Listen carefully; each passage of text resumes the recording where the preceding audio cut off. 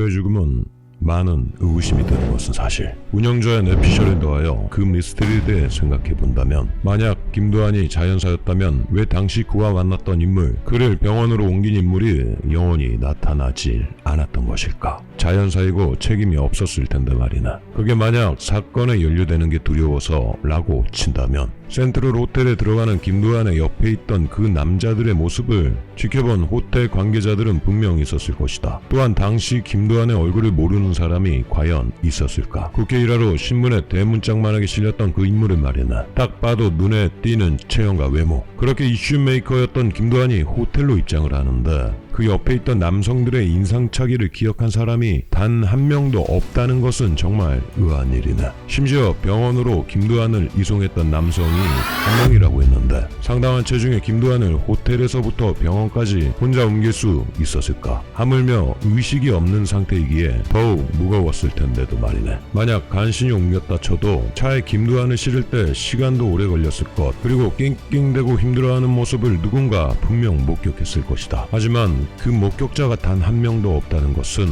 눈에 안 띄게 아주 신속하게 병원으로 이송했다는 가능성의 무게가 실릴 터. 그렇다면 한 명으로선 불가능, 조직적으로 신속하게 움직였을 가능성이 더욱 크다는 생각이네. 병원 관계자들조차도 그 남성의 얼굴을 기억하지 못한다라.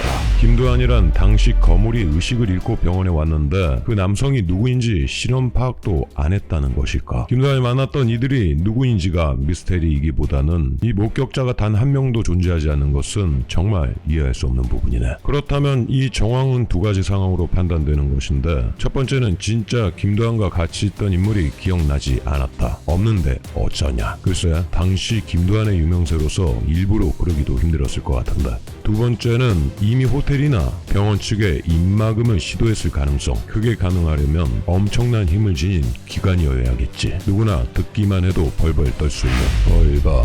정부기관에서 나왔는데 이 일을 누군가에게 발설을 한다면 호텔, 병원 아주 문 닫을 줄 알고 관련된 그 누구도 무사하지 못할 것이다. 너희 직원들 단속 철저히 해라 라는 압박이 있었을 가능성도 있다는 것이나, 당시 시대를 본다면 충분히 입막음이 가능했을 시대. 김도환을 비판하는 입장도 옹호하는 입장도 아닌 3자 입장으로 보았을 때 이미 그 몸집도 있고 수감 중에도 몇 번씩 고혈압으로 병보석하지 않았나?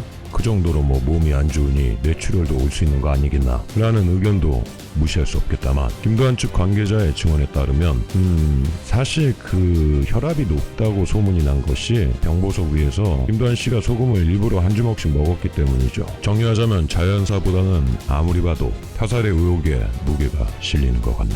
그렇게 미스테리를 안기며 마치고 싶지만 또 한 가지 의아한 부분도 있지. 우연일지 아닐지는 알 수 없겠다만 김도환의 사망일이 1972년 11월 21일, 유신헌법이 확정된 날도 11월 21일. 이 법은 박정희 전 대통령이 10월 17일 우리의 경제체제를 개혁한다는 선포가 되었고, 국회를 해산시키고 정치활동을 금지시킨과 동시에 전국적인 비상계엄령을 선포하고 10일 이내에 헌법 개정안을 작성하여 국민투표로 확정하라고 지시한다. 이에 따라 김도환이 사망한 날과 동일한 11월 21일 국민 중 91.9%가 투표를 했는데 찬성이 91.5%나 나왔던 것이었다. 유신헌법이 겉으로는 민주주의, 자유경제를 명분으로 그럴싸하게 포장되긴 했지만 사실상 대통령이 장기 집권을 위한 개헌이었던 것이다. 구조상 대통령의 권한이 막대하고 독재가 가능했던 헌법이지. 실제 당시 김종필 총리도 박정희 이후 직선제 투표로 대통령 선거에 출마를 꿈꿨지만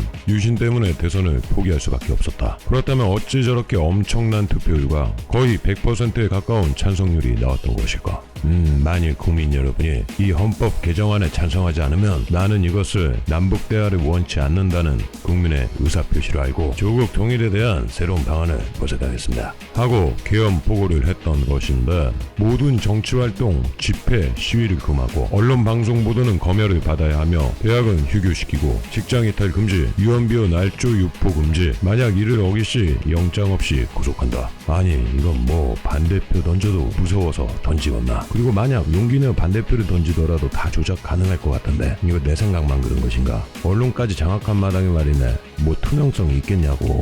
그리고 반대표 던지더라도 이건 무서워서 잠도 못 자겠구만. 하지만 그렇다고 이 투표를 조작했다고 단정짓기는 무리라는 의견도 있으니 참고하시게. 아무튼 이러한 시국에 김두한의 의문사에 대한 뉴스가 대대적으로 다뤄지지 못했던 것은 바로 이 언론의 검열 때문이었던 걸로 추정되네. 즉 정부의 개입이 만약 있었다면 바로 이 시기가 눈에 가시 같은 김두한을 소리 소문 없이 제거할 수 있는 절호의 타이밍이 되었을 것이다. 모든 것을 무력화시킬 수 있고 압력을 행사하며 이막음이 가능했던 시기, 바로 그 타이밍이 너무나 잘 맞아떨어진 것이다. 아직도 밝혀지지 않는 미스테리, 그리고 앞으로도 밝힐 수 없는 미스테리. 목격자가 나오더라도 물증이 없을 것이고 밝히기에는 너무나 많은 시간이 흘러버렸지. 김두한의 최후의 모습에 관하여 여러분들의 의견을 기다립니다. 그리고 만약 이와 관련하여 또 다른 설을 알고 계신 분이 계시다면 메일로 제보 부탁드리며 시청해주셔서 대단히 감사드립니다.